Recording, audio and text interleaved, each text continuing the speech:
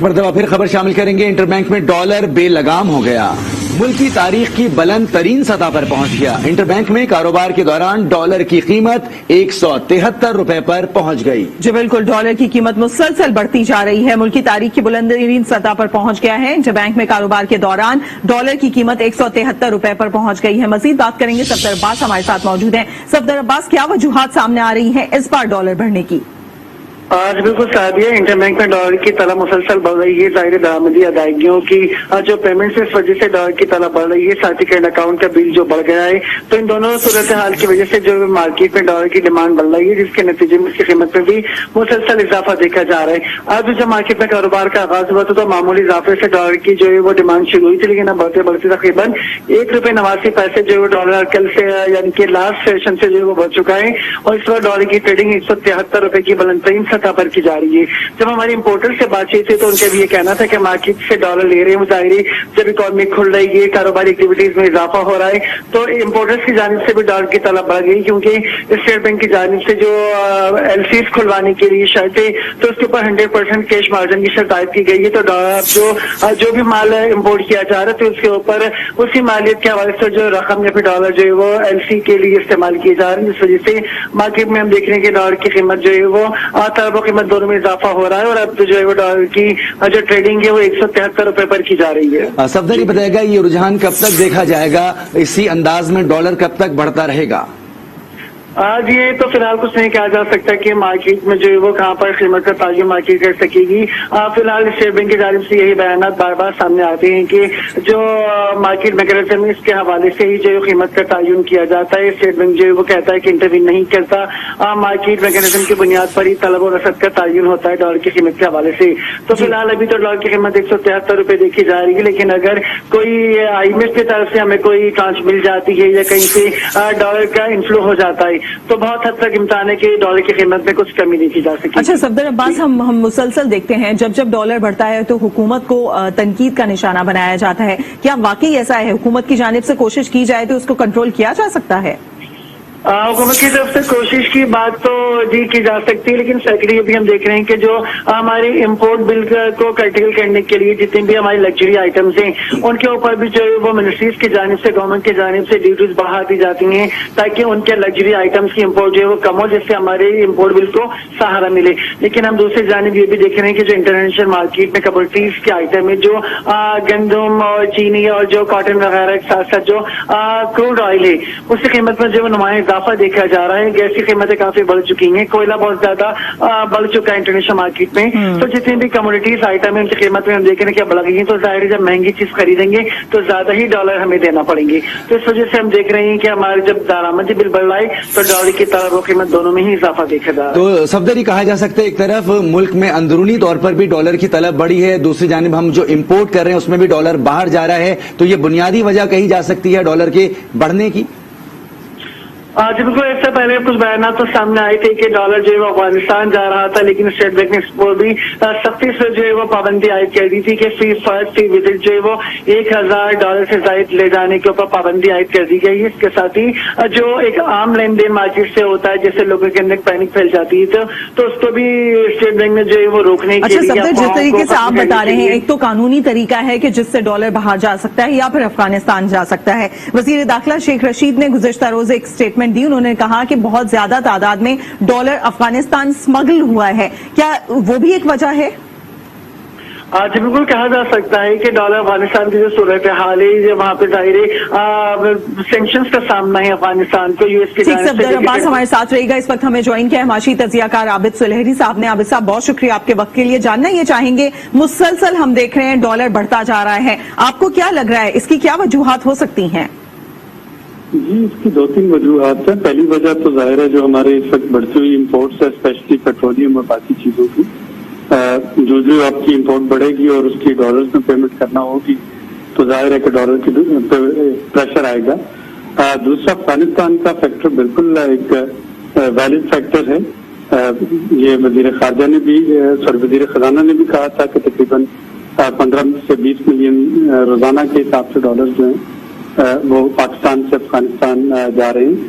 اور اس کی تیسری وجہ جو ہے وہ اسپیکولیٹو बाइंग भी है, क्योंकि कल के अखबारों में जो शायद सुर्खियां थी कि शायद पाकिस्तान का IMF के साथ मुआहदा जो है वो तय नहीं पा सका, तो उसकी वजह से भी कुछ स्पेकुलेटिव बाइंग हुई और लोगों ने डॉलर जो है आज परचेज किए इन एंटिसिपेशन ऑफ इट कि अगर पाकिस्तान को $1 बिलियन फौरन नहीं मिलता IMF से, तो इसका मतलब है कि डॉलर की फर्दर कीमत ऊपर जाने का वो उसमें इम्कान है। तो लोगों ने स्पेकुलेटिव बाइंग जो है वो भी की होगी। तो 3-4 फैक्टर्स हैं जो कि आज के इस पर्टिकुलर एपिसोड को जो हम देखें तो उसमें रिफ्लेक्ट होते हुए नजर आ रहे हैं। अच्छा आबिद साहब, हम देख रहे हैं कि मुल्क में जहां डॉलर इंतहाई बुलंद तरीन सतह पर है, वहीं पर महंगाई भी इस वक्त तारीखी बुलंद तरीन सतह पर है। डॉलर के बढ़ने का असर महंगाई पर भी पड़ता है?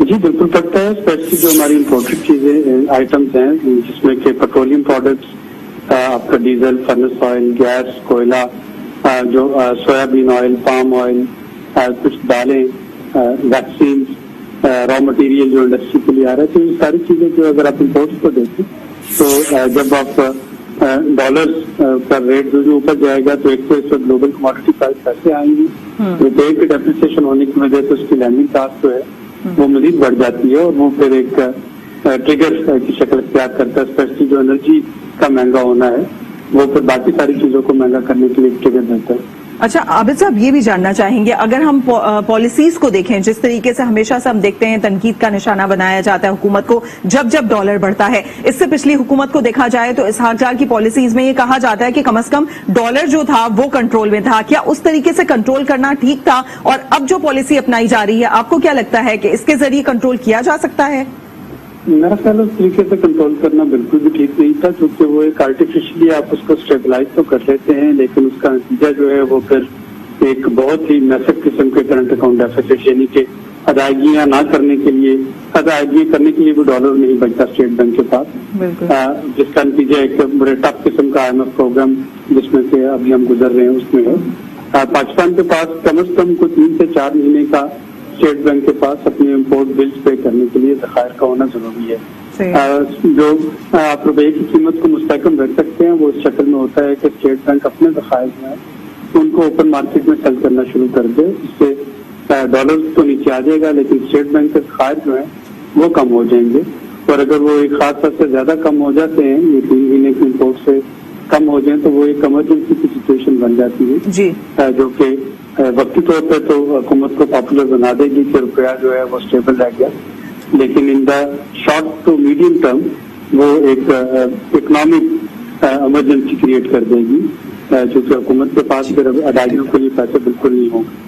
बिल्कुल। आबिद सलेर साहब हमारे साथ लाइन पर मौजूद रहिएगा। हमें ज्वाइन किया है असद रिजवी साहब ने, उनसे मजीद बात करते हैं डॉलर क्यों इस वक्त इतना बढ़ रहा है। जी असद रिजवी साहब, हम देख रहे हैं कि मौजूदा महंगाई की सूरत हाल भी बुलंद तरीन सतह पर है, डॉलर भी बढ़ता चला जा रहा है, क्या इसकी वजह आप बताएंगे? देखिए मैं आपको एक याद दिला दूं, तो मेरा आखिरी वो जो राइटअप था बिजनेस ऑर्डर में, मैंने कहा था ये डेडली एक हाइक हो गया। आज मैं आपको ये बता दूं डालिए और देखिए अभी सिक्के में कुछ ज्यादा दिन नहीं हुए, अभी 1 महीने पुरानी बात है। उस वक्त मॉनेटरी पॉलिसी हमने कहा ये इसके माने ये थे, मैंने ये बात इसलिए कही थी कि फर्स्ट इंडिकेशन की आए और उस चीज को मेरे ख्याल से बहुत लाइटली लिया और काफी लोगों ने मुझे उससे क्रिटिसाइज किया कि आप क्या बात कर रहे हैं। तो मेरा कहना अपनी जगह जो है मैं बरकरार और उसका नतीजा ये निकला कि आप ये देखिए कि अभी तक आपसे फायदा नहीं हुआ है। इसके माने ये है कि बहुत सख्त कंडीशनलिटी है। ठीक है, मैंने लिखा था ये बहुत डेडली कॉम्बिनेशन है अगर इन्होंने कर दिया। आप डेडली कॉम्बिनेशन में ये देखिए कि रुपया भी उसी तरह वीक होता रहा और आपका जो पॉलिसी रेट है, आज सिर्फ रुपए की मूवमेंट नहीं हुआ, आज बॉन्ड मार्केट और टीवी लीगल सब चीज जो है वो बुरी तरह जाने के समझे है। सही। असद साहब ये भी जानना चाहेंगे, जो हम सूरत हाल देख रहे हैं अभी जिस तरीके से बताया जा रहा है, IMF से भी बातचीत चल रही है, जो मुज़ाकरात के लिए शौकत तरीन साहब वहां पर मौजूद हैं, $1 अरब डॉलर की किस्त है, अगर वो मिल जाती है तो उसके बाद कोई बेहतरी आ सकती है, कहीं स्टेबलाइज करेगा डॉलर? नहीं, वो तो एक वक्ती तौर पे है ना, जो समझने वाली हमें ज्यादा जरूरत है इस बात की कि हमें हमारी इकोनॉमी को इनकम जनरेट करना है। ये जो आप हिस्से में लेके चल रहे हैं और ये उसके साथ साथ जो कंडीशनलिटी होती तो ये देखा है कि सही 55-60 रुपए से आज 163 के वक्त हो गया है, उसी क्रॉस कर चुका है। उसकी वजह ये तो हल ही नहीं है ना, ये 1 बिलियन लेंगे तो आप थोड़ा गया तो मिल गया, लेकिन मेरा ملے گا. اس کی وجہ یہ ہے کہ دیکھے نا وہ تو بالکل ون سائڈ سیلنگ ہو گئی ہے. خدا حافظ کر دیجیے گا تو بہت بڑا کریکشن ہو سکتا ہے کہ اس کی حکومت جو ہے وہ پابند کسی چیز. میں تو یہ سمجھتا ہوں ٹھیک ہے اگر نہیں ہوتا ہے بجائے اس کی اتنی کنڈیشنلٹی ہو اور اس کی وجہ سے، کیونکہ یہ تو ریالٹی ہے. دیکھیے نا آپ کو پسند میں بات کرنا چاہیے.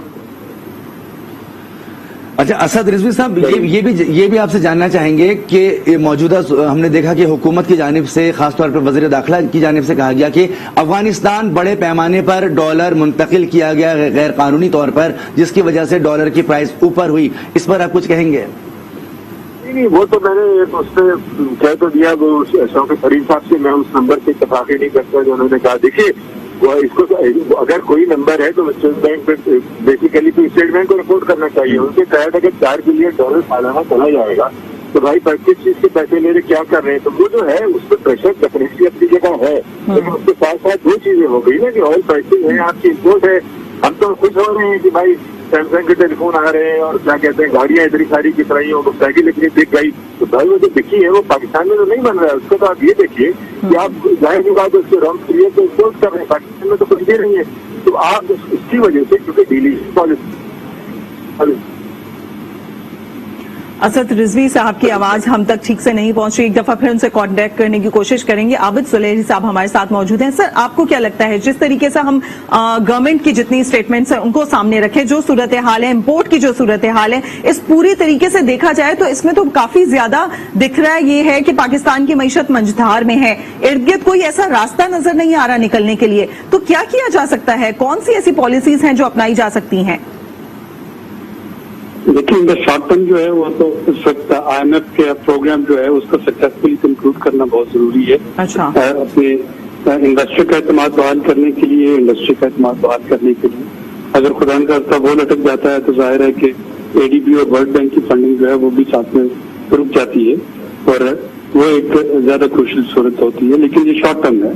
جو آپ کا میڈیم ٹرم اور لانگ ٹرم ہے اس میں تو ظاہر ہے کہ ہمیں اپنے ایکسپورٹس کو بہتر بنانا ہے. ڈالر تبھی آئیں گے یا ایکسپورٹ سے آتے ہیں یا ریمیٹنس سے آتے ہیں یا وہ لون سے آتے ہیں یا انویسٹمنٹ سے. 4 طریقے ہوتے ہیں جس میں ڈالر آتا ہے.